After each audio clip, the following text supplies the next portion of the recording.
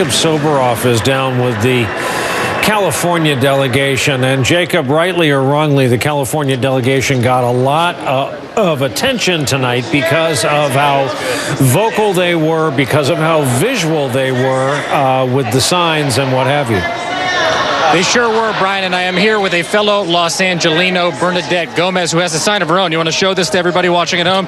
It did say "Stronger Together," and she changed the sign to say "Stop Her." I was watching you during this speech, and this looked like a very difficult speech for you to watch. It was very difficult for me to watch. Why? Well, I've been following Bernie for the past year and a half, and I feel very passionately for him and his cause.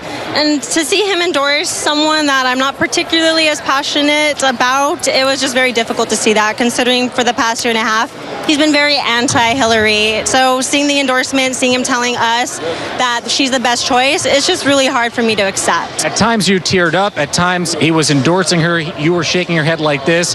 What kind of emotions were going through you?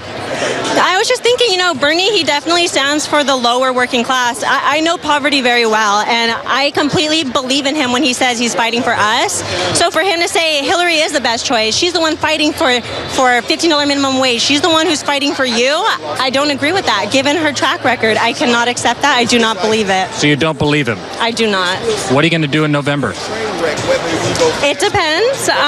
Given that I'm pretty sure I'm 100% confident he's not going to be the nominee for our party, I will still vote for him in the roll call. But I very firmly believe that the Democratic Party should be fighting for us in the lower working class. If they're not choosing us, if we've had to fight this fight for them to meet us halfway, yeah, sure, $15 minimum wage. Yeah, sure, maybe universal health care, maybe.